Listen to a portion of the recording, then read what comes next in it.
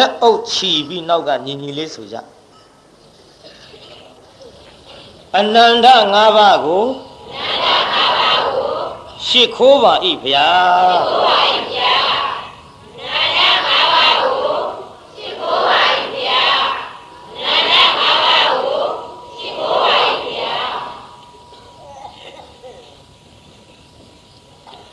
ဒီလိုရှစ်ခိုးရမှာတညရဲလားညတိုင်းလားညတိုင်းပါဗျာဘုန်းကြီးကတညရဲရှစ်ခိုးစေခြင်းလားညတိုင်းရှစ်ခိုးစေခြင်းညတိုင်းရှစ်ခိုးစေခြင်းပါဗျာရှစ်ခိုးမှအမောခံပြီးတိုက်တွန်းရတဲ့ဘုန်းကြီးမောကျူးနတ်မှာလားရှစ်မခိုးမှမောကျူးနတ်မှာရှစ်ခိုးမှမောကျူးနတ်ပါဗျာငါးညတိုင်တိုင်ကျင်းပတဲ့တရားပွဲကြီးမှာစီစီကားကားရောက်လာကြတဲ့ပိဋကဟာဒီကနေ့နှုတ်ဆက်လက်ဆောင်အနေအချင်းဗါတဲ့ကြီးညာထားတဲ့တရားတော်ငတ်မို့ခေါင်းပါကတ်ကြော်လွှာအများချမ်းသာမည်ဆိုတဲ့တရားကောင်းစဉ်ပေါ့ကျမ်းဂန်နဲ့ဒီလိုများပါသလားမမေးနဲ့မပါဘူးကျုပ်ကရှာရှည်ပေးထားရမှတ်ကောင်းအောင်ဒီနေရာဓမ္မကတိကထာမောဝေရိတဘောလှုပ်လိုက်ကြဒီတရားကဘုန်းကြီးတို့တချင်းကလေးနဲ့ကတ်ဟောရတချင်းဆိုခြင်းနဲ့ဘုန်းကြီးဆိုတော့တချင်းနဲ့ကြီးကတ်ဟောနေတာပဲလို့လည်းအပြစ်မတင်ကြနဲ့အနုပညာရှင်များသည်ဖေတော့မောင်တော့တချင်းများတွင်မဆိုကြပဲနဲ့ဘာသာရေးဆွဲဆောင်မှုအနေအချင်းတရားနဲ့ပတ်သက်တဲ့ဓမ္မဂီတတချင်းတွေများစွာရေးနိုင်ကြပါစေဆိုနိုင်ကြပါစေဆိုတဲ့အနေမျိုးအချင်းဘုန်းကြီးတို့ကလည်းအဲ့ဒီလိုသာသနာရေးနဲ့ပတ်သက်ပြီးတော့ရေးတဲ့ဆိုတဲ့တချင်းတွေကိုအားပေးတယ်ပြိဿဒီကနေ့တချင်းနဲ့ကတ်ဟောမှာကမေလှမြိုင်ဆိုထားတဲ့သမင်းပရိသာဆိုတဲ့သချင်းနဲ့ကပ်ပြီးတော့ဟောရနည်းနည်းလေးနားထောင်ကြည့်ပေါ့ခြေစင်းလေးနဲ့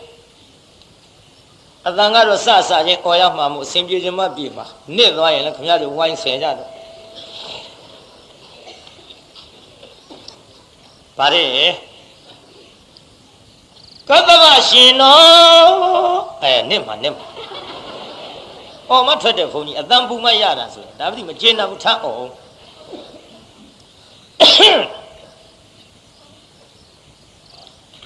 ကတ္တဗရှင်တော်ဖယားနဲ့ဒီရစတာနော်ကိုရမရှင်တော်စัจ जा ဒါဘာပြောတာတချင်းဆိုနေတယ်လောက်တယ်မမှတ်နဲ့ကတ္တဗမြတ်စွာဘုရားနဲ့ဂေါရမမြတ်စွာဘုရားဒီနှစ်စုရဲ့အကြားမှာလို့ဒီလိုဆိုထားတယ်ဗါတဲ့ကတ္တဗရှင်တော်ဖယားနဲ့ကိုရမရှင်တော်စัจ जा သာသနာပအချင်းအခါမှာစိတ်တင်အောင်တို့များနောက်ကငါအတန်လေးပြပေးဘလောက်ဟန်ကြလိုက်ဒီတိုင်းလာတယ်ကိုပြီးတော့ဗါတဲ့ဘာယာနှစ်သည်တထေခေါ်တွင်တယ်မင်းတကတထေကြီးနဲ့စန္ဒဗရုမာဇနီးတို့ဟာသာတော်တနည်းဆရာတထေနဲ့သူမနာဒေဝီကျင်းဖဲလို့သာကျွန်းတော်ပုံနာတို့မှာအလုံးငါဥစုပေါင်းနေထိုင်ကနားထောင်စမ်းပြိဿဘာယာနာတိုင်းပြည်မှာတဲ့မင်းတကတထေတဲ့လက်ချိုးခဲ့စန္ဒဗရုမာဒေဝီနှစ်ယောက်ရှိ သူတို့မှပေါက်ဖွားတဲ့သားဖြစ်တဲ့ဒဏင်စရတထေး3ယောက်ချွေးမဖြစ်တဲ့သူမနာဒေဝီ4ယောက်ကျွန်းပုံနာဘယ်နှယောက်တော့ဘုန်းကြီးပြောမယ်မှတ်စမ်းပါမင်းတကတထေးကြီးစန္ဒဗရုမဒေဝီဘယ်ကြောင့်မနော်မင်းတကတထေးကြီးစန္ဒဗရုမဒေဝီ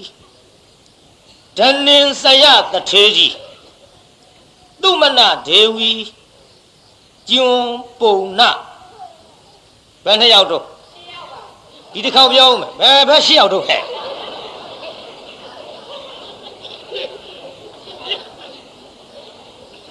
ဒီကောင်မလေးတွေတောင်ကြောင်းကြောင်ကြောင်းနေအိတ်ချင်နေတာတင်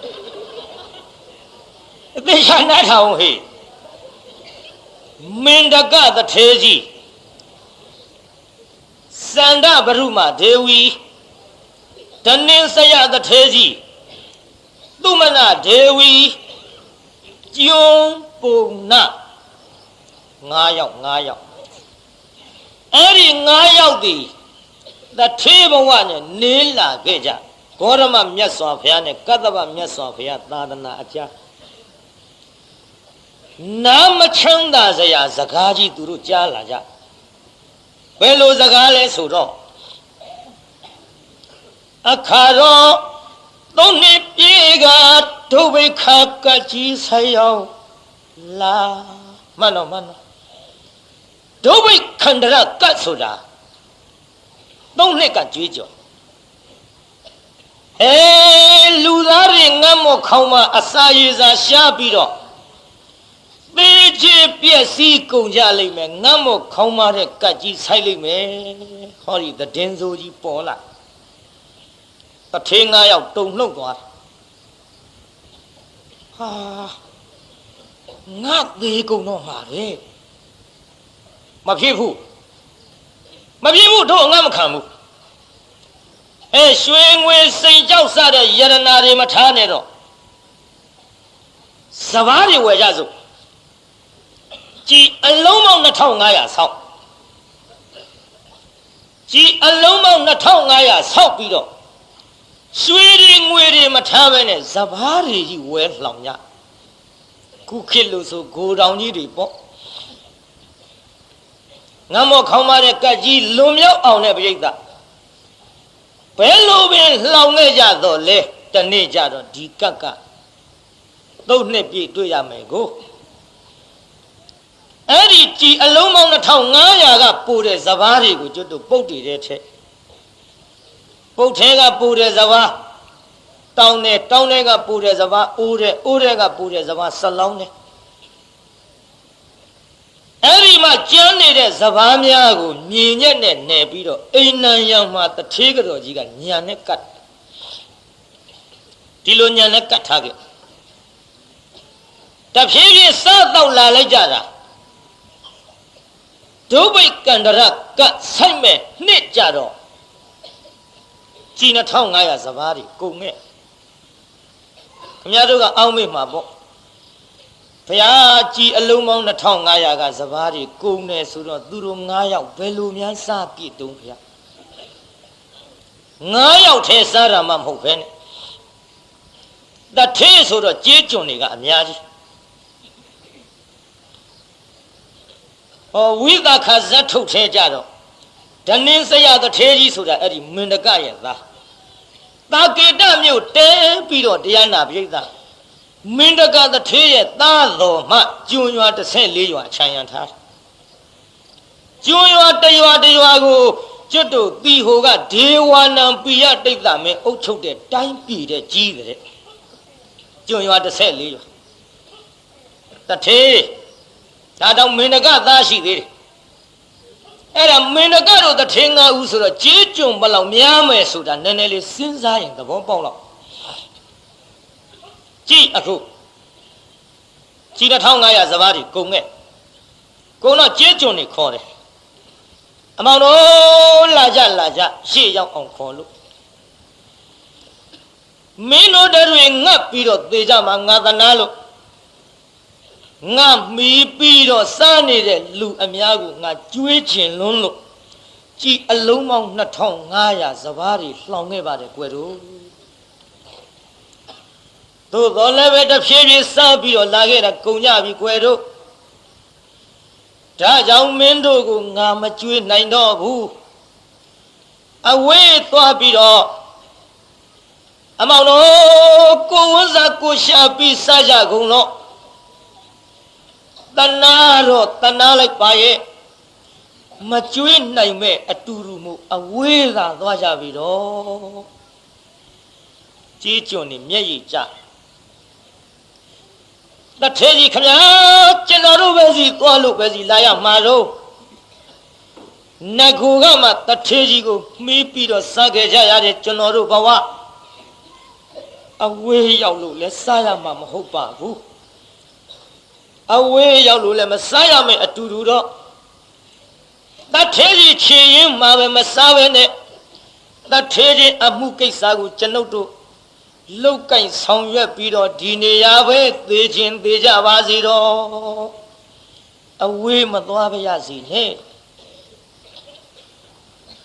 ငါမနှိမ့်ဆက်ကြပါနဲ့ကွယ်တို့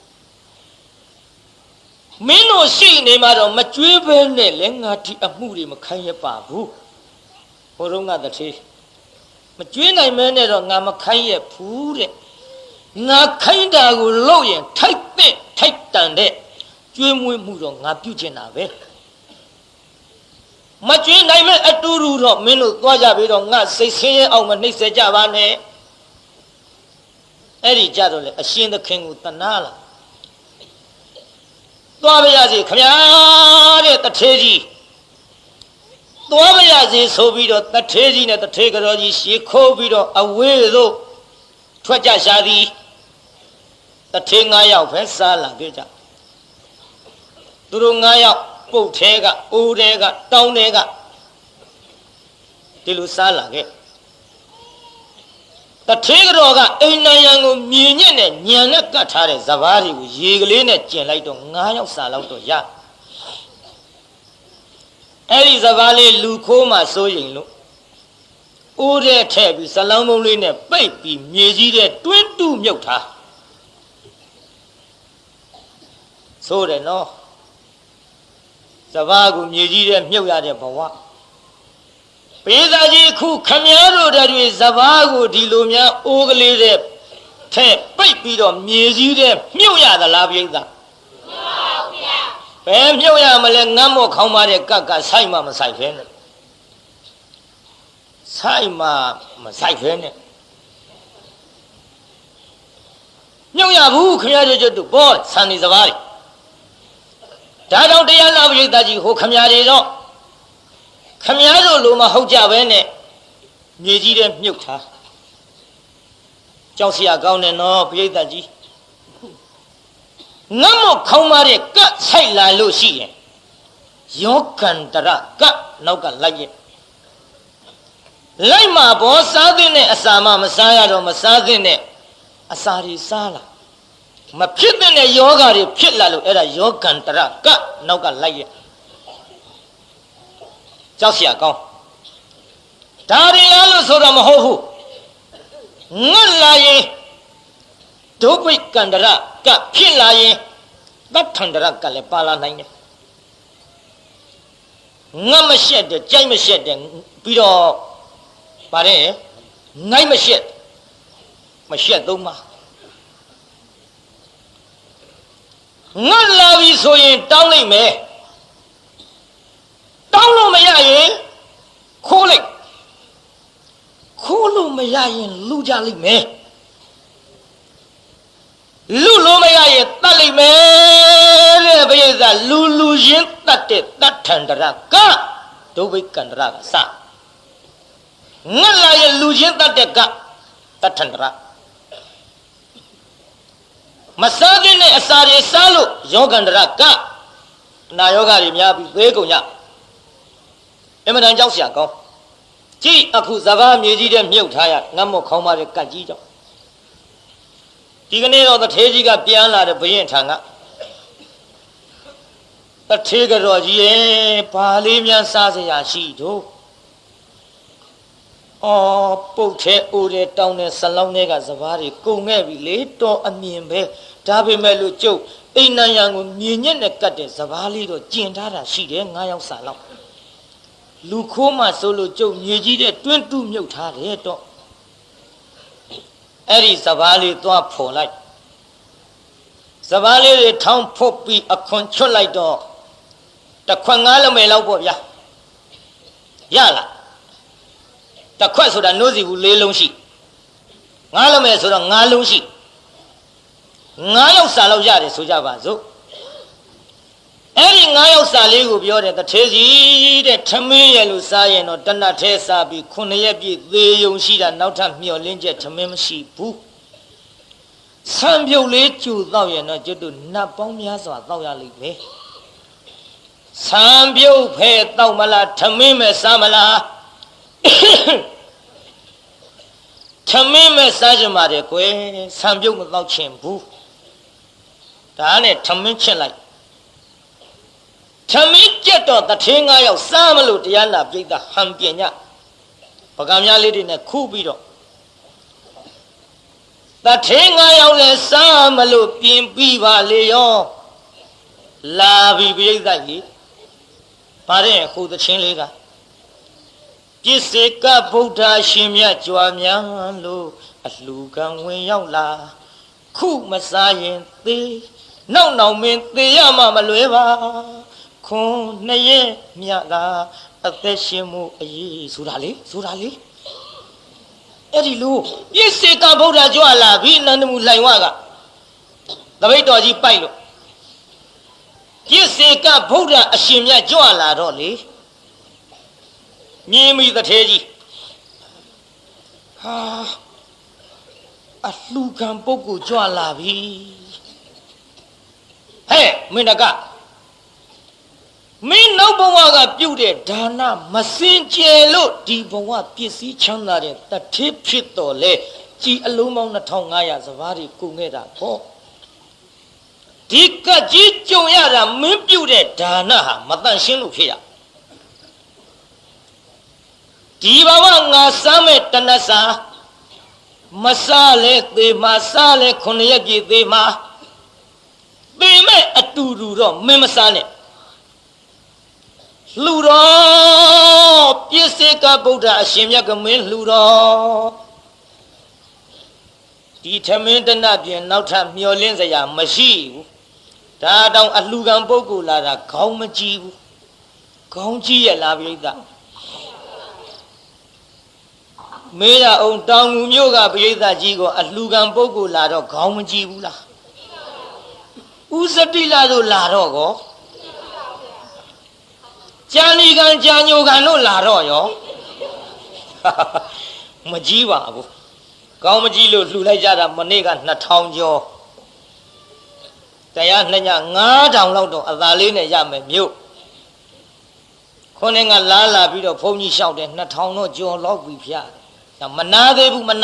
အစောကြီးလှူထားတာခေါင်းမကြည့်ဘူးဟောဒီမြို့ကသူ့ဓမ္မပရိယတ္တိစာပြန်မွေးကြီးကျင်းပစဉ်အခါတုန်းကတည2000ကျော်3000ကျော်ကျုပ်အလှခံတာဟောဒီစာပြန်မွေးကြီးအတွက်ခမရတို့ဝိုင်းလှူကြတာဒီလေရွှေဆန်းတော်မြတ်စွာဘုရားအတွက်ဆိုရင်လှူလိုက်ကြတာ3000ကျော်သွားခေါင်းမကြည့်တဲ့မြို့ဆိုတော့အလှကံဘုန်းကြီးတွေကလည်းတိုက်တွန်းရပါကြိုးစားပြီးတော့လှူကြအခုဆောင်းကိစ္စနဲ့ပတ်သက်ပြီးတော့တန်ဃာတော်အပါ90ကျော်ရှိတဲ့သူတို့မှာပရိယတ္တိစာပြန်မွဲကြီးကိုစာဖြေကြမယ်စာပြန်မွဲဝင်ကြမယ်စာသင်သားတွေအတွက်လဲတောင်မြို့ကပြစ်မထားကြနဲ့ဆုံးအုပ်ကလေးတွေတာဝန်ယူကြပါတနေ့စာတနေ့မနှဲရှာစားရတဲ့လူတွေကိုတော့ဖြင့်ရှိပါစေတော့ပင်ပန်းပန်းစားကြရှားရတဲ့လူတွေကိုတတ်နိုင်ကြတဲ့တိုက်ကြီးဓာကြီးအင်ကြီးသွမိုးကြီးတွေနဲ့နေကြတဲ့တောင်ကုန်မြို့ကချမ်းသာကြတဲ့တရားတော်မတွေကဒီတန်ဃာတော်တွေပြစ်မထားကြပါနဲ့အားကိုးရတယ်နော်မြို့ကျက်တရေဆောင်ဒီတန်ဃာတော်တွေရှိလို့ဒီစာပေပရိယတ္တိတွေမပြောက်ပြက်အောင်ထမ်းဆောင်ကြလို့ ခမည်းတော်တွေသိရနာရကြားရတယ်တတ်နိုင်ကြလောက်ဖောက်တယ်ချတယ်ခမည်းတော်မှန်လားပြိဿကြီးမှန်ပါဗျာဒါကြောင့်လူကံပုဂ္ဂိုလ်များလာလို့ခေါင်းမကြီးဘူးဆိုတော့လေကျုပ်ကတိုက်တွန်းရပါတယ်ကြိုးစားကြပါဒါကြောင့်ဘုန်းကြီးလေဟိုဆွမ်းအကျိုး၅ပါးဆိုတာတောင်တရားနာပြိဿ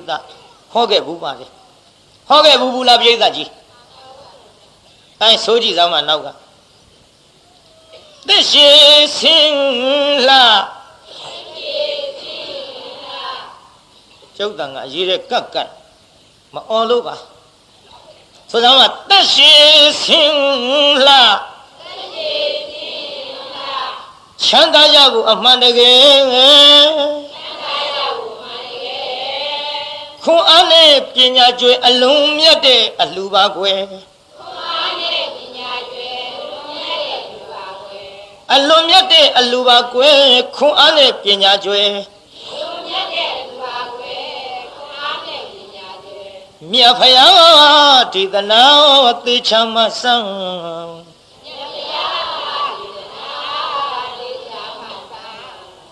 အင်းကိုထိုးကြောင်းပြခဲ့တယ်ဟာနေလျှောကြီးပါလားသေချာဆိုဟေးဗါတဲ့မြတ်ဖယားဒီသနာသေချာမဆန်း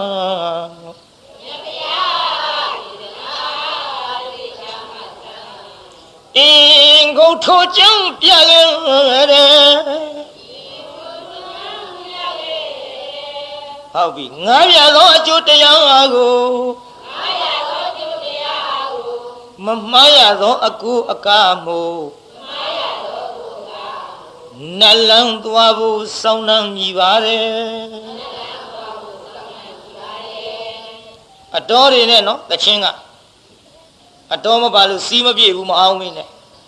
ခွန်းလင်းကနေရလဲအတော်နဲ့သေချာနားထောင်ကြည့်ဘုန်းကြီးတော်ပြမယ်ခင်ဗျားတို့လူထဲမတော်ပါနဲ့တော်ချင်အိမ်ကြောင့်မှတော်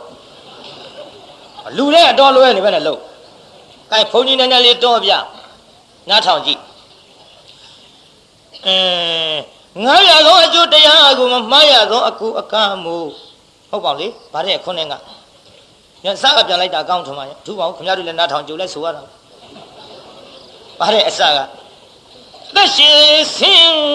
လာချမ်းသာကြဖို့အမှန်တကယ်ခွန်အားနဲ့ပညာကျွယ်အလုံးမြတ်တဲ့အလှပါကွယ်အလုံးမြတ်တဲ့အလှပါကွယ်ခွန်အားနဲ့ပညာကျွယ်မြတ်ဖယားဒီသနာသေချာမဆန်းအင်းကိုထိုးကြောင်းပြခဲ့တက်တက်နဲ့ဒူနဲ့တက်နဲ့ဟာဒီလေ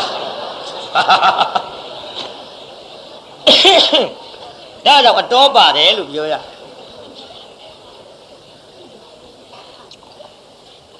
ဆိုတော့ငါးပြသောအကျိုးတရားကို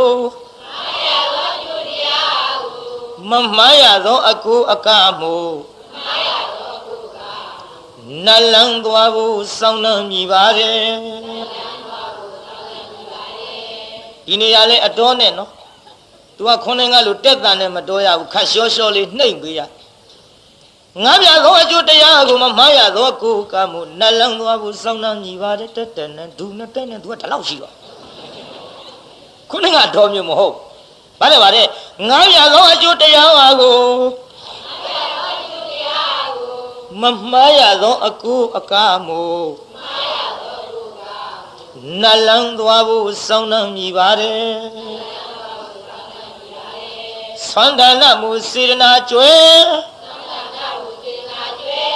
လူရန်ညဖို့နှိုးစောပါရောဟုတ်ဗျာအစအဆုံးသွားလိုက်ပြီလူလည်းလှုပ်ပြီတလုံးနဲ့အဲဒီကအစအဆုံးသွားဟိမလေးသက်သာခိုးလိုက်ကြတာဗါတဲ့ဆွမ်းဒါနမှုစေရနာကျွဲအစအဆုံးတော့လူရန်ညဖို့နှိုးစောပါရော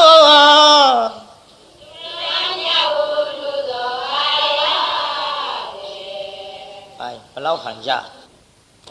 တောင်ငူမြို့ဆိုတာအထူးပြောစရာမရှိလို့ဘာတွေပဲဆိုဘာတွေပဲပြောဘုန်းကြီးအပေါ်မှာဆရာတော်သံဃာတော်ရှင်မြတ်များနဲ့တကွာလူကြီးမိဘတွေခွင့်လွတ်ပြီးသားမို့လို့ကျုပ်ကလည်းຫນွယ်စိုးဆိုပြီးတော့ဟိုဟာဆိုပြဒီဟာဆိုပြ တရားလွန်နဲ့ရောက်တဲ့လည်းမလုပ်ပါနဲ့ဒီပရိသတ်ကြီးဒီလိုမှမလုပ်ပြန်ပြေးကုန်မှာမို့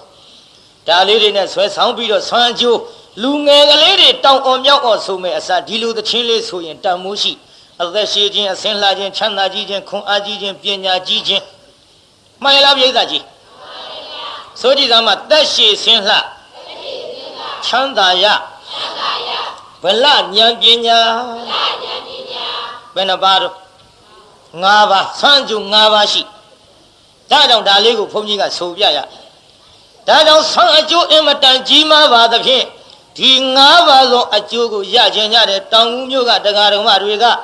မြတ်စည်းကုံစာသင်တိုက်ကြီးကြိုးစားပြီးတော့ဆွမ်းလှူကြပါဘုန်းကြီးတို့အဖို့ကတော့အဲ့ဒီမြတ်စည်းကုံစာသင်တိုက်ရောက်ရင်ဆွမ်းအတွက်မပူရဘူး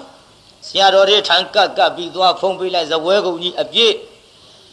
နောက်ရက်တွေလည်းဒီလိုပြည့်အောင်ပဲကြိုးစားပြီးတော့ပို့ကြပါလှူကြပါလောင်းကြပါပေါ့တရားတရားကောင်းတဲ့မြို့မို့လို့ဘုန်းကြီးတို့တိုက်တွန်းရကဲဒီတော့ကောင်းပြီတရားနာပိဋကအခုကြည်တရားနာပိဋကလှူကံပုဂ္ဂိုလ်လာလို့ဟိုမင်းတကသထေကြီးခေါင်းကြီးရလားပိဋကကဲကောင်းမကြည့်တော့ထလှူတယ်အလူခံတော်မူပါဗျာတပိတ်ကြီးနဲ့ရတဲ့ပြစ္ဆေကဗုဒ္ဓသွားလှူတော့တပိတ်ကလေးဖွင့်ပေးတဝက်လောက်ကြတော့လက်ကဗျတထေကြီးတဲ့ငါကြီးမလှူနဲ့ဟဲ့မင်းဖို့တဝက်ချံအောင်ငါအကုန်လှူရင်မင်းဘာစားမလဲကွယ်လို့တဝက်ချံအောင်လို့ဗဇက်ကမမိတ်တော့လဲမိတ်တော်မူတဲ့ကဲ့သို့လက်ကလေးကံပြအလူကံပုဂ္ဂိုလ်များကတရားဓမ္မတွေပေါ်ငဲ့ပုံလေးငဲ့ဘူးလားပြိဿကြီးငဲ့ပါလေဗျာအချို့ကြတော့လဲသမန်ငါရှံငါကျွတ်တို့ဘုန်းကြီးတွေတောင်ပြောမြောက်ပြောနေဘုန်းကြီးတွေကဘာမှသိတာမဟုတ်ဘူးသူတို့မလှူတာတခုသိတာတဲ့လူတွေဖြင့်နေမအားညမအားရှားဖွေနေရဘာမှသူတို့သိတာမဟုတ်ဘူးတဲ့တရားဓမ္မတွေပေါ်လဲဘာမှငဲ့ညတာမဟုတ်ဘူးတဲ့တချို့ကဘုန်းကြီးတွေကိုတရားနာပိဋကလူဘိုလောက်ထင်နေတောင်ပြောမြောက်ပြောနေတချို့တရားတွေကများပြောသေးဒုံလမ9ရက်ဝတ်တာတောင်3ရက်တစ်ပိုင်းနဲ့ကိစ္စချောတဲ့လူတွေကမင်းပြင်းဘုန်းကြီးဝတ်ပါလားကွာဘုန်းကြီးတွေလူပြင်းကြစကားများကြည့်ရှုပြောကြစမ်းလွဲတဲ့ထင်လို့ပြောနေမလွဲပါဘူးဘုန်းကြီးဘဝမလွဲပါဘူးတရားနာပိဋကလွဲတဲ့ထင်ကျွတ်တို့ကစမ်းကြည့်လို့ပဲမှာခဲ့သူများလူတာလက်ဆေးအသာ၌စားတာလွဲတယ်ဆိုရင်ကိုင်းယောက်ျားတွေအကုန်လုံးသင်္ကန်းဝတ်ကုန်မှာပေါ့ဗျယောက်ျားတွေအကုန်သင်္ကန်းဝတ်ကုန်ကိုင်းမိန်းမတွေဘယ်နဲ့လုံးမလို့ဘလူရှာချွေးမလို့ဗျဒါပြောတာလွယ်တာမှတ်လို့သူတို့ပြောတယ်တန်ဃာတော်အရှင်မြတ်များစီဝိနည်းတော်သိက္ခာပုဒ်တွေကိုထမ်းပြီးတော့မလှုပ်သားမလှက်သားလွယ်ဘူးဗျတသွေးတဲ့တသန်နဲ့တညီတဲ့သိက္ခာပုဒ်တွေဆိုအတူထမ်းဆောင်ရဝိတ္တသင်္ကန်းကြတော့ကြည်အောင်ဝိနည်းတော်နဲ့အကိုက်ခမရတို့လိုအင်ကြီးလက်ရှိဝစ်လို့မရဘောင်းမီကြီးဝစ်လို့မရခေါင်းလောင်ကြီးစွတ်လို့မရပေါ့လေခေါင်းလောင်ဝစ်တဲ့ခေတ်ဆိုတော့ပြောရလွယ်တာမဟုတ်ဘူးဒါကြောင့်တရားနာပိဋကကြီးတန်ဃာတော်တွေကိုအမှတ်မထင်ငါတို့မငယ်ဘူးမသိဘူးတရားဓမ္မတွေရဲ့ပေါ်မှာအလိုက်မသိဘူးလို့တော့ထင်မသေးပါနဲ့အခုအလှကံပုဂ္ဂိုလ်ကငဲ့ဘုံကိုကြုတ်ပြောနေတယ်ငဲ့လို့ဘောဗျခမရတို့လှူတာတွေဖုံးပေးပြီးတော့တန်ဃာတော်ရှင်မြတ်တွေကသီလလေးဖြစ်တော့ပေးသွားကြရေစက်လေးဖြစ်တော့ချသွားကြမေတ္တာတုတ်လေးဖြစ်တော့ချီးမြှင့်သွားကြဆွမ်းလူမောဒနာလေးဖြစ်တော့ဟောသွားကြအလကားစားလို့ဖြစ်တာမဟုတ်ဘူးစာသင်ရင်စာသင်စားမသင်ရင်စာချစာမချရင်တရားဟောတရားမဟောရင်တရားအားထုတ်တောင်းလေးတောင်းဘုန်းကြီးဘုံကတထောင်းတောင်းကတော့ရရခင်ဗျားတို့လူသားတွေစားနေရတန်တွေတန်ငဲစားရတာလွယ်တာမဟုတ်ဘူးကြည်အောင်ဆက်ရတယ်ဘုန်းကြီးဘဝကြည်အောင်မဆက်ရင်လေဟောဘုန်းကြီးများပြန်တော်မူရင်လူတွေလိုသပိတ်သွတ်လို့မရဘူးရှူးဆိုသွားတာဘယ်သွားတာတုန်းတော့မမေးနဲ့သွားတာကျွတ်တို့ကြားဘူးတဲ့စကပုံလို့ဆိုကြောက်เสียကြီးမြင်းမလားကြောင်းပေါက်နွားနှကောင်မယုံလို့တကားတယောက်ကဇွတ်ရိုက်တယ်ဘုန်းကြီးကတနာလို့သွားရှာရှည်လိုက်တော့ဟိုကရှာခောက်တာပေါ့ရိုက်ပါနဲ့ကွာတဲ့မင်းမယုံနိုင်လို့လူလူလည်းမပြောတတ်မငိုတတ်မယုံနိုင်လို့ပါဗျဆင်းကြီးမကန်တတ်တနာเสียမရိုက်နဲ့ကွာမင်းရှင်ကရှယုံနေတာမြေသားနဲ့မယုံနိုင်လို့ဥစ္စာဟိုကရှာရှည်လိုက်တယ်အာရိုက်မှာပေါ့ကိုတော်တဲ့ သူနောက်ဘက်ကဘုန်းကြီးဝေသူများလူတာတွေစားပြီးစိတ်ပတိမှမစိတ်ခဲနဲ့တော့ဟာမကြတဲ့လူ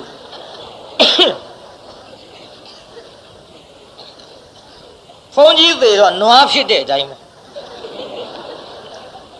ကြားရတဲ့စကားပုံဒါကြောင့်ကြည်ရှုပြီးတော့လဲတရားနာပိဿစကားပြောကြဘုန်းကြီးဘဝလွယ်တယ်ထင်းထင်းနေလွန်းလို့ကြည်အောင်ဆက်ရတဲ့အစိတ်တုံးစိတ်ခဲတန်တုံးတန်ခဲကိုစားနေရတဲ့ကဲ့သို့ဒါကြောင့်မငဲ့ဘူးမထင်ပါနဲ့တန်ဃာတော်တွေငဲ့ဘူးအလှခံပုဂ္ဂိုလ်ငဲ့ပုံကိုပြောနေတဲ့တရားနာပိဿကြည်အခုတဝက်လောက်ကြတော့လက်ကဗျမင်းမို့ချံအောင်ဆိုတော့တထေးကြီးကမှန်လားပါဗျာတဲ့ဒီဘဝအတွက်မချီမြောက်ပါနဲ့တပည့်တော်တန်တရားအတွက်ချီမြောက်တော်မူပါဗျာဒီဘဝတဏှစာလေးမငဲ့ပါနဲ့ဗျာတန်တရားခရီးစင်းစင်းရဲရဲနဲ့ရှောင်းရမှကြောက်လွန်းလို့ဗျာအလှခံတော်မူပါဗျာဆိုအကုန်လောင်းပြီးတော့ဆူတောင်းတယ်လေဘယ်လိုတောင်းလို့ဆိုတော့ဘုရားတပည့်တော်ဒီဟောဒီဆောင်းလူရသောကောင်းမှုကြောင့်ဒီလိုငတ်မို့ခေါင်းပါတဲ့ကတ်မျိုးမကြုံရပါလို့ဤခေါင်းစင်းမင်္ဂလာပြုတ်ပြီးတော့ကောင်းငင်မော့ကြည့်လက်ခမောင်းခတ်မိသောခါကြည်2500စပါးရီအကုန်ပြည့်ပါစေသာလိုချင်တာတွေအကုန်တောင်းတဲ့စုတွေအကုန်ပြောရင်များမှာဆိုလို့လိုရင်းလေးလောက်ကျုပ်ပြောအရှင်မရတို့သိမြင်သောသစ္စာလေးပါးကိုသိရပါလို့ဤဖျားစုတောင်းပြည့်စေကဗုဒ္ဓရှင်မြတ်ကလည်းအိစီတံပတ္တိတံတုံရှံခိဗ္ဗမေဝဟာသမိတ်ဇတုဒီစုပေးလိုက်ပြည့်စေပေါ့နောက်တထေးတော်ကလည်းထလှူတဝက်လောက်လက်ကပြခုနှစ်ကတန်းလျှောက်စုတောင်းလိုက်တာကလည်းဒီကံမျိုးမကြုံရပါလို့ဤဘုရားတပည့်တော်ထမင်းကိုတလုံးနဲ့လက်ဝဲလက်ဖြစ်ထမင်းကိုကင်လက်ရလက်ဖြစ်ရောင်းမကိုကင်၍ထမင်းအိုတလုံးနဲ့ဇဘူးတွေတကြုံလုံးခူးကျွေးတော်လည်းမကုံတော့ကိုဖြစ်ရပါလို့ဤဖျားအရှင်မြတ်တို့သိမြင်သောသစ္စာလေးပါးကိုသိရပါလို့ဤဖျားကိုတယောက်အတွက်မတောင်းဘူးအတ္တဟိတပရဟိတအလုတ်တွေရှေးတုန်းကတထေကြီးဒီလိုလုတ်ချမ်းသာတာလည်းမပြောနဲ့ခုတော့ဟုတ်ပါဘူးကိုချမ်းသာပြီးရောဟိုဟာတွေပဲလို့နေလုတ်ကြပါနဲ့အဲ့ဒီတိုင်းကြည်ဆူတောင်းပုံလေးနောက်တထေသားလေးကထလူဘုရားတပည့်တော်ဟောဒီတဏှစာလှူရသောကောင်းမှုကြောင့်တောင်းတလုံးနဲ့မျိုးရိတ်ခါတွေထည့်ပြီးတော့ဇဘူးတွေတချို့လုံးစဘာတွေပေးတော်လည်းမကုံတော့ကိုဖြစ်ရပါလို့ဤဒီကံမျိုးမကြုံရပါလို့ရှင်မြတ်တို့သိမြင်သောသစ္စာလေးပါးကိုသိရပါလို့ဤဗျာသူတောင်းကဒါတွေမကဘူးလို့လိုရင်းလောက်ချုပ်ပြောနေတာနောက်တစ်ထေးချွေးမလေးကလည်းထလှူဘုရားတပည့်တော်တဏှစာလှူသောကောင်းမှုကြောင့်ငတ်မောခေါင်းပါတဲ့ကမကြုံရပါလို့ဤလွယ်အိတ်တလုံးနဲ့အစရာတွေနှိုက်ပြီးတော့ဇဘူးတွေတကြုံလုံးပေးရမကုံတော့ကိုဖြစ်ရပါလို့ဤအရှင်မြတ်တို့သိမြင်သောသစ္စာလေးပါးကိုသိရပါလို့ဤဖျားနောက်ကျုံပုံနာကလည်းထလှူတယ်မစားဘူးဖျားတပည့်တော်ဟောဒီတဏှစာလှူရသောကောင်းမှုကြောင့်ဒီကံမျိုးမကြုံရပါလို့ဤထွန်သွားတစ်ချောင်းနဲ့ထွက်ပြီးတော့ထွန်တဲ့ချိန်ခါမှာလက်ဝဲလက်ရ၃ချောင်းစီပွားပြီးတော့ထွန်သွား9ချောင်းရထင်ရပါလို့ဤဗျာဖယားတပည့်တော်သည်ဟောဒီအရှင်သခင်များရဲ့ဖြစ်လေရဘဝဒီတထေးကြီးတွေရဲ့ကျွန်းသားဖြစ်ရပါလို့ဤဗျာဟိုင်မွဲကျင်တဲ့ခွေးပါတဲ့ကျွန်းကကျွန်းစုပြန်တောင်းဟိုတုန်းကတထေးဆိုတော့လေတောင်းမိမှာပေါ့တပြည့်ကျွန်းနေနှင်လှုပ်ပေမဲ့သူ့တထေးတွေနဲ့လက်ရည်တပြင်းကြီးထိုင်စားရတောင်းပြီးမှာပေါ့ကျွန်းပုံနာကခုခေတ်သိမ့်တီပေါက်တဲ့တထေးလောင်ညာဘာဂယုဆိုင်လိဟိုတုန်းကတထေးမျိုးမှုတောင်းတာပေါ့အခုခေတ်သူတို့ဝက်သားကျက်သားချက်စားပြီးချင်းမောင်ဟင်းငပိကက်နဲ့ချင်းမောင်ဟင်းငပိချက်နဲ့ဟုတ်တယ်ဗျာငပိကက်တော့ဖြစ်သူတို့ဝက်သားကျက်သားတွေချက်စားပြီးတော့ချင်းမောင်ဟင်းငပိချက်နဲ့ကြေးကျွန်းတွေပြစ်ထားတဲ့အခုခေတ်ကတ်စီးနဲ့တထေးမျိုးဆိုရင်လည်းဘယ်တောင်းလိုက်တကယ်တထေးတွေမှုလို့တောင်းဆူတောင်းကြကြဂယုဆိုင်ကြပါဆူတောင်းရေးကြီးပါတယ်ပြေသာကြီးဆူတောင်းရေးမကြည့်ဘူးလားခင်ဗျားတို့ကျုပ်သာသနာပိမှန်ကြီးအတွက်ထောင်ချီပြီးလှူကြတဲ့တရားတော်မတွေဆိုတော့လေတရားနာပြုတတ်ဆူတောင်းတတိပေးရပါတယ်တချို့ဆူတောင်းမှားတာလုံးဆန်းတင်ပန်းတင်နိဗ္ဗာန်မပါဘူး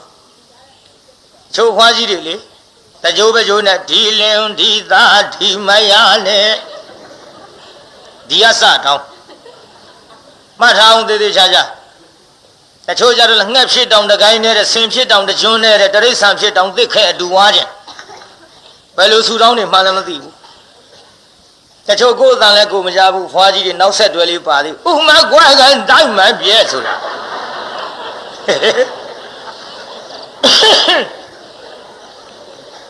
တဲ့လူကသေးကုန်ပြီဥကမကွဲကျင်သေးဘူး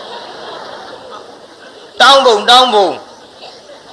တချို့များတရလွန်တောင်းတဲ့ငံပြရေဖြစ်တောင်တပလင်းနဲ့နေရပါလို့ဤ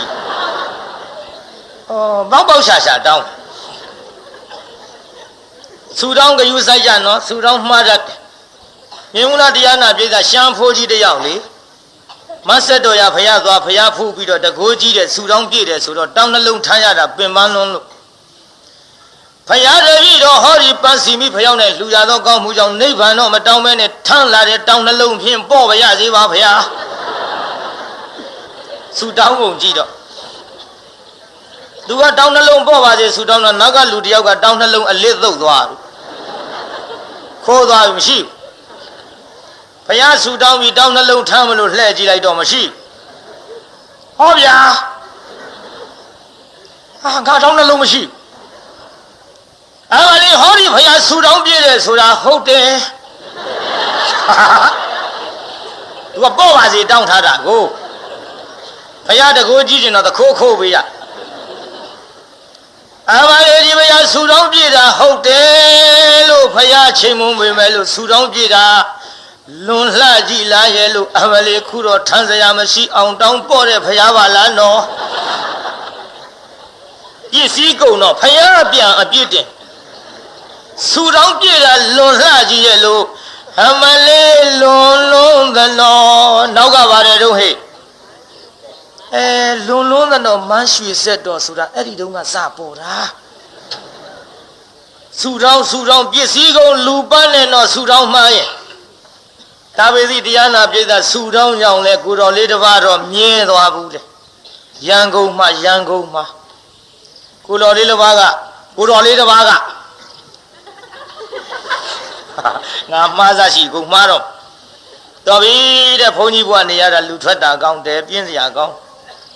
ဘယ်နဲ့မိုးလင်းချမ်းစီဆုံးခံထွက်ဆုံးခံပြန်လာညောင်းနဲ့ဆုံးခံရတာလေးသပိတ်လဲစည်းလောက်ပိုက်ရိုက်စားပြီးစားကျက်တရေတမောအိတ်ညစားပြန်မနဲ့မိုးလင်းဆုံးခံထွက်သွန်စားတပိတ်ဆေးကြောမောက်စားတဲ့တရေတမောအိတ်စားကျက်ညစားပြန်မနဲ့မိုးလင်းဆုံးခံထွက်စဉ်းစားလက်ဆက်သက်တဲ့ဘုန်းကြီးကခြာလာပါလေနာတော်ပြီးပြင်းနဲ့ထွက်တာကောင်းတယ်ဒါပေမဲ့လို့ရွှေတကုံဖယားဝတ်ပြုတ်ပြီးမှငါထွက်မယ်ဆိုပြီးတော့ဖယားဝတ်အပြုတ်သွားတာလူထွက်မဲ့နေ့တက္ကမတယောက်ကလည်းကိုတော်လေးလာတာမမြင်ဘူးဖယားရှေ့ထိုင်ပြီးဆူတောင်းဖယားတပည့်တော်ဟောဒီပန်းစီမိဖယောင်းတိုင်းလှူဒန်းပြီးတော့ဖယားတပည့်တော်သည်ရှေ့ခိုးရသောကောင်းမှုကြောင့်ဒီဘဝကစပြီးတော့နောက်ခါမှာဖုံးကြည့်လူတွေများနဲ့ဖြင့်ဘယ်ဘဝကမှာဘုကျိုးနဲ့ဟောဗျာဘာလဲသူဆူတောင်းတာလူထွက်မလို့ဒီကလာတာတက္ကမနောက်ဘာတွေတောင်းအောင်မလဲလို့ထနာထောင်တော့လေဒါပဲဖယားတပည့်တော်သည်ဟောဒီပန်းစီမိဖျောင်းနိုင်လှူဒန်းပြီးတော့ရှ िख ိုးရသောကောင်းမှုကြောင့်ဖယားတပည့်တော်သည်ဘုန်းကြီးလူတွေများနဲ့ဖြင့်ဘယ်ဘဝကမှာဘဝတောင်ချီလိုက်တက္ကမဒီဘုန်းကြီးလူတွေတဲမုံတော်ပြီကွာထွက်ဘူးဆိုပြီးတော့ရန်ကုန်ကိုတော်လေးတစ်ပါးမြဲသွားဘူးတဲ့တက္ကမဆူတောင်းကြောင့်အဲ့ဒီလိုဆူတောင်းမျိုးတော့လေအတော်သားပရိသတ်ကြီးဒါကြောင့်တရားနာပရိသတ်ကြီးဆူတောင်းမှကိုဆိုရင်လို့သတိပေးနေပါသည်ကိုင်းဒီလိုနဲ့တထေငါဥတရားနာပရိသတ်လှူတော့ပြည့်စေကဗုဒ္ဓကပြည့်စေလို့ဆူပေးပြီးပြန်ကြွဒီကလည်းတရာပလဝဟိုကလည်းတရားနာပရိသတ်ကြီးတကုတ်80ပတ်နဲ့ဆိုတော့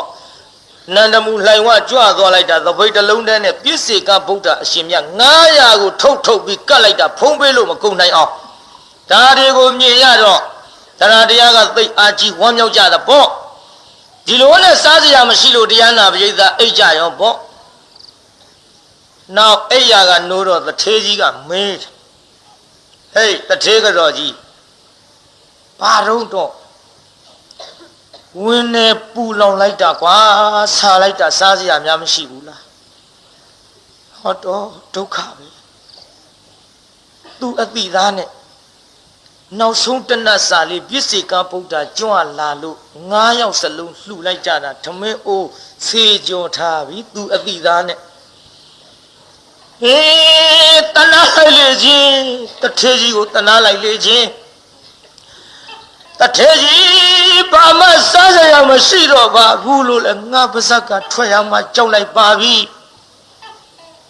They are not very Sazaya Mashiro, Hulu, Bazaga, Toya food. Mashibu Soda Zaga, Doya, my Jow, Jow Hula Visa. Come here to let now Mashibu Soda Zaga, Doya, my Jow Dom, Lavita. Jawabu. Luling, she has done a ling, yo. Bahimashibu, Bahimashibu. Mula Diana Jada do later, same Doya de Lutanasa, Jeton Ling, you lead Chiva to the door down the Nasa Shachayama. Bahimashibu, your Yadu. Matano Desha. Mashibu Soda Doyan Lumba, Papi or Camaro, Muego Lime. She has done a Malina, my love Yazaji. Sabure Namitona John of Amalo Namitona Jonia, Camaro Horunga Bioni, the longer and Nitiga, Venedo his Siwa to Masala Wauqua.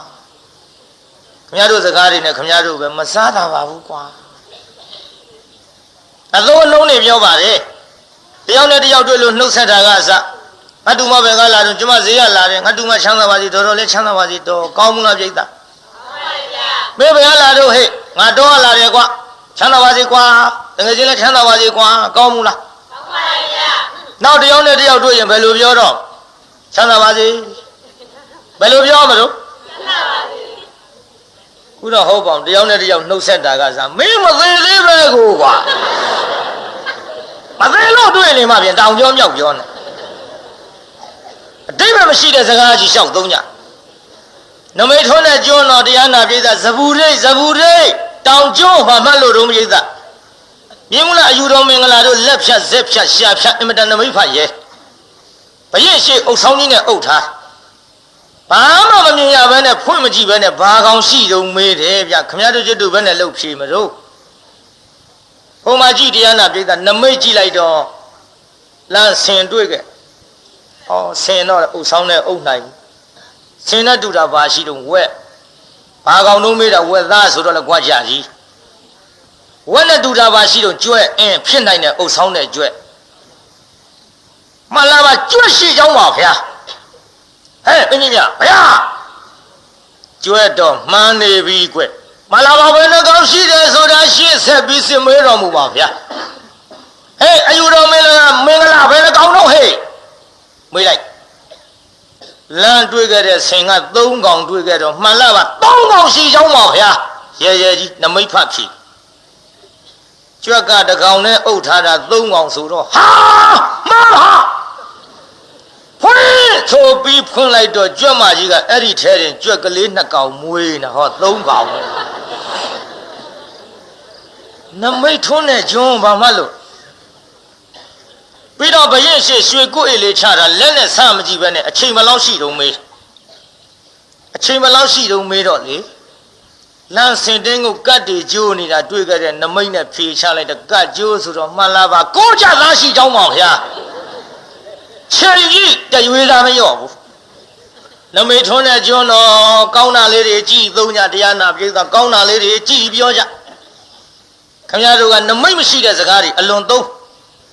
That out the owner, the outdoing, I do my Chanavazi, Dorole Chandavazi, she, Kaula. Baji Chandavazi, I do Lile Chandavazi, Qua, Kaula. Pony Yellow Chandavazi, so we bite here, we was it, so that's a dinner alone. And I bore the Anna, the game, Mita Lady Muelo, Mita Modi, you are your head, don't I be Chandazi, so that Musi Lena Kataga, loyally my head, the cool Kanye. I feel a tell you, Adida. Meta Kamara Lude, so that Miri Lakataga, loyally, but the cool Kanye, and so that Matelo Pico of you. တော့ကတိကတ္တကမြေကြီးလက်နဲ့ခတ်တာမလွဲဘူးလို့ဘုန်းကြီးကပြောတော့ကွာဆိုပြီးကန်ကျမ်းစင်မော်ရိုက်လွဲမှာပေါ့တခုခံနေတာကိုကတိကတ္တဖြစ်မှာစိုးလို့ဒါကြောင့်တရားနာပိဋကကြီးမေတ္တာတရားကိုထားကြစမ်းပါနမိတ်ရှိတဲ့စကားကိုသုံးကြစမ်းပါနမိတ်ဆိုတာပြတ်တတ်ကျုံမကွေးသွားတရားဟောမနှစ်ကကားခွေးနှစ်ခါတိုက်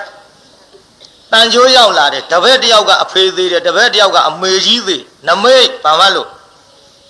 ဒါကြောင့်ခွေးများမတိုက်အောင်ကြည့်မောင်းပါကွာလို့တရဝါတဲ့ခွေးတိုက်တာတော့မကောင်းဘူးလို့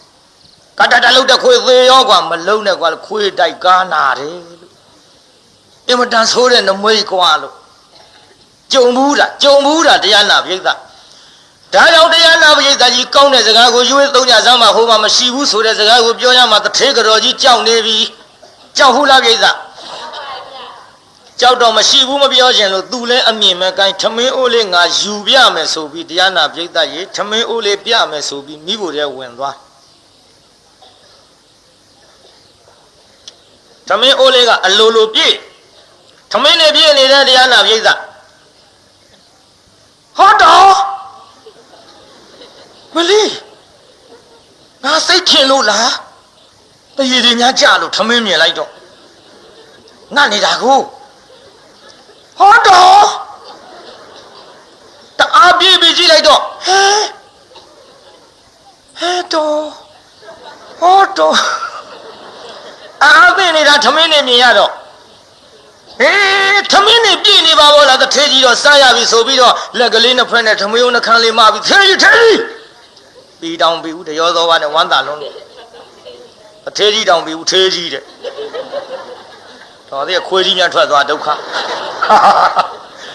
မှားတာစကားကထေးကြီးဆိုပြီးတော့ဟဲ့ဘာလို့မင်းပြီးသားခေါ်တာဘယ်လိုဖြစ်လာတာတော့ဘယ်လိုဖြစ်ရမလို့တော့ဒီမှာလေကျုပ်ကထမင်းအိုးဆေးကြောပြီးတော့ထားတဲ့ကိစ္စအဲ့ဒါမရှိဘူးမပြောချင်လို့ထမင်းအိုးပြမလို့ဝင်သွားတာအခုထမင်းနဲ့ပြည့်နေပြီတထေးကြီးရဲ့ဟာဒါဖြင့်တို့ပြုတဲ့ကုသိုလ်ဒါနဒိဋ္ဌဓမ္မအကျိုးပေးပြီဒိဋ္ဌဓမ္မတဲ့နော်ဒါကြောင့်တချို့ကလည်းပြောကြပါတယ်ခုခေတ်ဘုန်းကြီးတွေလှူ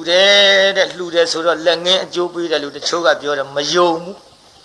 ယုံဘူးတဲ့တို့များဒိဋ္ဌဓမ္မအကျိုးပင်းပါဘူးပုံနာတို့ကြတော့ရှင်တုံးရှင်ခဲတွေလက်ွက်ထဲကရွှေဖြစ်တဲ့မဟာတို့ယရနာမိုးရွာတဲ့ဆွန်ကလေးတနတ်ကတ်တာတို့ဖြစ်နေတိုင်းလှူနေတာဘာမှမဖြစ်ဘူးတဲ့ခမရတို့ဖြစ်တာသိမှမသိပဲနဲ့ခမရတို့လက်ငင်းအကျိုးပေးပုံကြုတ်ပြော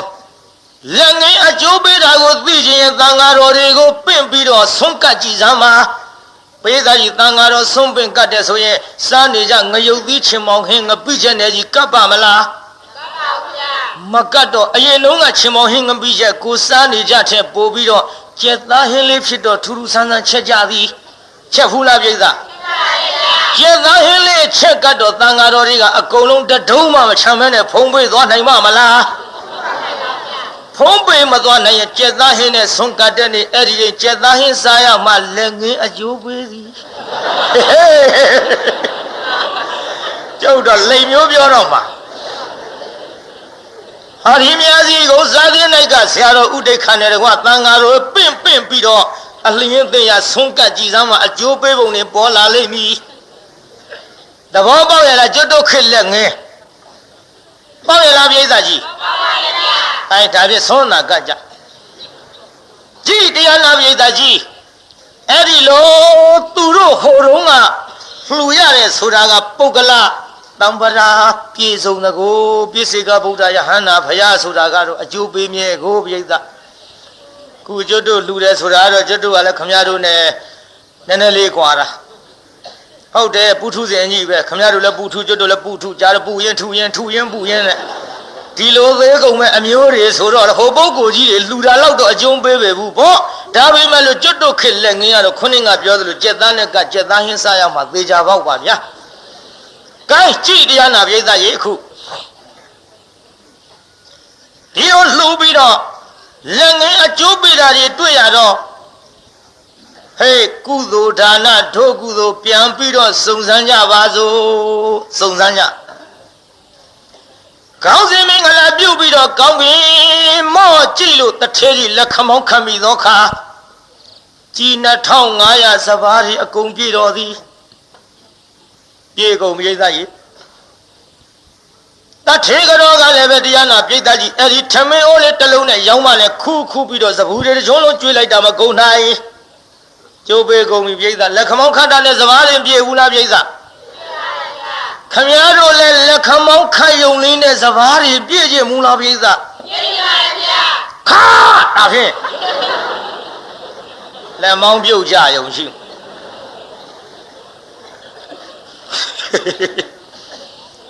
ဘုန်းကြီးပြောတာနဲ့နောက်ရက်တော့လက်ခမောင်းခတ်တော့မထင်အေးကိုအေးနက်ဖင်ကဟောဒီနာနေပြီးတော့ကောင်းငင်မော့ကြီးလက်ခမောင်းခတ်စမ်းပါတွေးရတော့ပြောမဟာတခါအေးဘာလောက်တာပါလေကိုအေးဘာလောက်တာလဲဘုန်းကြီးလက်ခမောင်းခတ်ပြည့်တယ်ဆိုလို့ကိုအေးခတ်ချင်ခတ်ကြည့်ပေါ့ရေးသားကြီးလဲအိမ်ရောက်ရင်ကိုအေးရှိကထွက်ပြီးခတ်ချင်ခတ်ကြည့်ပေါ့မဟုတ်ဘူးနော်လက်မောင်းပြုတ်ရင်တော့ကြုတ်တာကိုမရှိဘူးကိုသဘောနဲ့ကိုလှုပ်ဟိုတုန်းကအကျိုးပေးတာတွေပြောနေတာကြည့်ထမင်းရိုးတစ်လုံးနဲ့ခူကျွေးလိုက်တာပြိဿကြီးကုန်ရလားပြိဿကုန်ပါဘူးဗျာအဲ့ဒီလိုစပူတွေတကြုံလုံးကျွေးလို့မကုန်တဲ့ထမင်းအိုးများပြိဿကြီးလိုချင်ကြဘူးလားလိုချင်ပါရဲ့ဗျာရှောင်းဝဲကြကျွတ်တော့မှပေးနိုင်မယ်ကြည့်တရားနာပြိဿကြီးတထေသားလေးကလည်းတောင်းတလုံးနဲ့မျိုးရိတ်ခါတွေစပူတွေတကြုံလုံးပေးတာမကုန်နိုင်တော့တောင်းတလုံးနဲ့မျိုးရိတ်ခါပေးလို့မကုန်တဲ့တောင်းမြန်ရရင်လေကျုပ်လျှောက်ပြီးဝေလိုက်ခြင်းနဲ့မျိုးအတွက်ခက်တဲ့တောင်သူကြီးတွေကိုလည်းမရှိတော့ဘာမှတတ်နိုင်ဘူးကိုကမရှိတော့သူများနှာခေါင်းနဲ့အသက်ရှူပိတ်မှန်လေးစောက်တာတောင်သူများလူခန်းနေရတဲ့ဘုံကြီးဆိုတော့ဘာမှတတ်နိုင်ဘူးဟောတထေချွေးမလေးကလည်းလွယ်အိတ်တလုံးနဲ့အသပြားတွေနှိုက်ပေးလိုက်တာမကုန်နိုင်ကုန်ရလားပြိဿကုန်ပါဗျာကုန်ဘူးပြုတ်ကျိုးပေးနေတာနော်ဒီထက်ကျွန်းပုံနာကြီးကလည်းထွန်သွားတစ်ချောင်းနဲ့ထွက်ပြီးတော့ထွန်လိုက်တဲ့လက်ဝဲလက်ရ၃ချောင်းစီပွားပြီးတော့ထွန်သွား9ချောင်းရထင်းတဲ့ဒါကြောင့်ခုခေတ်ထွန်သွား9ချောင်းတက်နေကြတဲ့ပုံနာကစတာနဲ့ဒူပါရဲ့တရားနာပြိဿပုံနာကစတာနဲ့ဒူပါရဲ့အဲ့ဒီလိုတစ်ချောင်းနဲ့များ9ချောင်းရထင်းတဲ့ထွန်သွားပြိဿကြီးလိုချင်ဘူးလားလိုချင်ပါရဲ့ဗျာထဲဆက်တင်ငှားစားဘယ်အဲ့ဒီထွန်နဲ့ကောင်းတာပေါ့ထဲဆက်နဲ့ဆိုတော့လူကအသာထိုင်လိုက်ယုံပဲတက်ဒီတော့ဆင်းပြေတာပြိဿစက်မှုပညာထွန်းကားလာတဲ့ခေတ်လက်မှုပညာမဟုတ်တော့ဘူးမှန်လားပြိဿကြီးမှန်ပါဗျာဒါကြောင့်တရားနာပြိဿကြီးအဲ့ဒီလိုအကျိုးပေးပြီးတော့တတ်သေးဖြစ်ယုံနေမှာကအဲ့ဒီတတ်သေးငါဥကိုအမိပြုတ်ပြီးတော့ကျွတ်တို့ဇပူဒိတ်တကျွန်းလုံးငတ်မောခေါင်းပါတဲ့ကကြီးမှကျော်လွှား၍အများချမ်းသာကြပါစီဒါကြောင့်ဒါနာပရိသကတ်သုံးပါးကကြော်တာဘာတော့ပရိသကြီးဒါနာပါဗျာဒါနာနော်ကတ်သုံးပါးကကြော်လွှားနိုင်တာဒါနာဒါကြောင့်ဒီကနေ့အနီပေးတဲ့တရားကဘာတဲ့ငတ်မောခေါင်းပါကတ်ကြော်လွှားအများချမ်းသာမည်ဘာတဲ့ပရိသကြီးဒါကြောင့်ဆွမ်းဒါနကြိုးစားပြီးတော့ပြုကြပါလှူကြစမ်းပါဒါနဒုစိတ်ညှုပ်ကြစမ်းပါကောင်းမှုလားပြိဿကြီးကောင်းပါရဲ့ဗျာဩလှူတဲ့ပုဂ္ဂိုလ်ဆိုပေမဲ့လို့လှူတဲ့ပုဂ္ဂိုလ်ကလည်းအရေးကြီးတယ်ပြိဿ၄မျိုးလောက်ရှိတယ် gain စိုးကြည်စမ်းနောက်ကစိုးကြည်စမ်းပါကိုယ်တိုင်လည်းလှူသည်ကိုယ်တိုင်လည်းလှူသည်သူများကိုလည်းအလှူခိုင်းသည်သူများကိုလည်းအလှူခိုင်းသည်အဲ့ဒီကြမှာတစ်ချောင်းချိုးတယောက်ကိုယ်တိုင်လည်းလှူတယ်သူများလည်းခိုင်းတယ်လို့အဲ့ဒါတယောက်နံပါတ်1နောက်ဆိုလိုက်ကိုယ်တိုင်တော့လှူသည်သူများကိုတော့အလှူမခိုင်းပါအဲ့ဒါနံပါတ်2သူများကိုတော့အလှူခိုင်းသည်ကိုယ်တိုင်တော့မလှူပါ3ယောက်ရှိကိုယ်တိုင်လည်းမလှူပါသူများကိုလည်းအလှူမခိုင်းပါအဲ့ဒါနံပါတ်4လှူတဲ့ပုဂ္ဂိုလ်ပဲနှမျိုးတော့မျိုးပါဗျာကိုယ်တိုင်လည်းလှူတယ်သူများကိုလည်းအလှူခိုင်းတယ်ဆိုတဲ့လူကြတော့အကျိုးပေးတယ်ပြိဿရေခုရွှေဆန်းတော်ဂောဘကများနဲ့တကွတရားပွဲကြီးကျင်းပပြီးတော့ကိုယ်လည်းအကုန်ခံတယ်သူများလည်းတရားနာရအောင်ဟင်တရားရှိနဲ့နိဗ္ဗာန်ဆိုလှုပ်တဲ့ခုတကုံတိုက်ကကိုအေးတို့လိုပေါ့လေ ရွှေဆန်းတော်ဘုရားဆိုလို့ရှိရင်တရားနာပိသသူတို့ကိုယ်တိုင်လည်းလှူကြတန်းကြတယ်လှူယုံနေမကဘူးတရားတော်မတွေလည်းလှူရအောင်တရားပွဲကြီးချကျင်းပရွှေသင်္ကန်းတွေကကြတယ်မှန်လားပိသကြီးမှန်ပါတယ်ဗျာဒါကြောင့်ကိုယ်တိုင်လည်းလှူသူများကိုလည်းအလှူခိုင်းတယ်လှူကြတော့အကျိုးပေးကကိုယ်တိုင်လှူလို့လည်းပစ္စည်းချမ်းသာတယ်သူများအလှူခိုင်းလို့လည်းသာသမီချွေရန်ပေါ်တယ်အစဉ်ပြေးတာအဲ့ဒီအိမ်ပြောစရာကြီးပေါ့ကျွေးရမယ့်လူတွေလည်းရှိတယ်ကျွေးလဲကျွေးနိုင်တယ်ပြောစရာကြီးပေါ့ကောင်းမှုလားပြိဿနံပါတ်1ကောင်းပါရဲ့ဗျာအကောင်းဆုံးပေါ့နံပါတ်2ကြတော့ကိုယ်တိုင်တော့လှူတယ်သူများခိုင်းရလားမခိုင်းဘူးကိုယ်တိုင်လှူလို့ပစ္စည်းတော့ချမ်းသာပါရဲ့သူများအလှူမခိုင်းလို့သာသမီအချွေရန်ကမရှိဟမ်းမကြဘူးနံပါတ်2ပစ္စည်းတော့ချမ်းသာလို့တိုက်ကြီးတဲပြီးတော့တန်တကားကြီးတကြွကြွနဲ့အိမ်နဲ့2ယောက်ထဲတစ်ဆေချောင်းမှတောင်ကြောက်ရကိုယ်တိုင်လှူလို့ချမ်းသာတယ်သူများမခိုင်းလို့သာသမီချွေရမရှိဘူးမှတ်ထားကြအကျိုးပေးတွေဒါဓမ္မပဒလာတဲ့အတိုင်းပြောနေတာဓမ္မပဒလာတဲ့အတိုင်းပြောနေတာတရားနာပိဋကကိုယ်သာသမီမရှိလို့သူများသာသမီမွေးစားကိုလက်ထဲတုန်းကတော့မဟာတာထောင်လို့ကိုလက်ထဲကြရှုနာရှိုက်ကိုနေမကောင်းလို့ဆေးတိုက်ဖို့ပြုတ်တာပဲကြုံပေဘူးတရားနာပိဋကသူများမခိုင်းလို့သာသမီချွေရမရှိဘူးအထီးကြောင့်ဘဝနဲ့နံပါတ်2တဲဟမ်းကြဘူးတချို့ကြတော့လေတရားနာပိဋကကိုယ်တိုင်မလှူပေးမဲ့လို့သူများတော့ခိုင်းတယ်သူများလှူပြီးတော့ကိုယ်တိုင်မခိုင်းတဲ့နံပါတ်3လှူကြတော့တရားနာပိဋကကြီးသူများခိုင်းလို့သာသမီချွေရနေကတော့ဘောပါရဲ့ကိုယ်တိုင်မလှူလို့စားစရာကမရှိဆင်းရဲလို့မွဲပါတယ်ဆိုမှသာသမီတွေကတဖြုတ်ဖြုတ်ဆင်းရဲတော့ကလေးတွေကြိမ်ဆဲတယ်ဒင်းတော့သေချင်းစိုးနဲ့သေးကုန်မှာမသေးဘူးရမာတာထောင်လို့ဘယ်လန်းထွက်နေနေ RTP ဝင်မဆောင်ဘူးသေဘူးအကျိုးပေးတွေဟာမကြဘူးပြိဿမွဲလေသာသမီပေါ်လေဒါနတော့ဘုရားဟောတဲ့အတိုင်းပြောနေတာဥစ္စတိကလောက်ကြဟောနေတာမဟုတ်ဘူးကိုယ်တိုင်လည်းမလှူဘူးသူများကိုလည်းအလှူမခိုင်းဘူးဆိုတဲ့လူကြတော့သာသမီချွေရလည်းမရှိစားစရာလည်းမရှိမဟာမြတ်မုနီဘုရားကြီးမြောက်မုတ်ချွင်ခောက်ဆိုတာမျိုးတွေနံပါတ်4အဆိုးဆုံးပေါ့ဒါကြောင့်တရားနာပရိသတ်ကြီးလှူတဲ့ပုဂ္ဂိုလ်4မျိုးတို့တွေနံပါတ်1ရဲ့2ရဲ့3ရဲ့4ရဲ့အဲ့ဒီနံပါတ်4မျိုးပဲနံပါတ်ကြိုက်တော့လူလေဒီအကောင်းဆုံးကြိုက်နောက်ကလူတွေနံပါတ်4ပြန်ကြိုက်ဖြေကိုနံပါတ်ကိုတတ်ကြ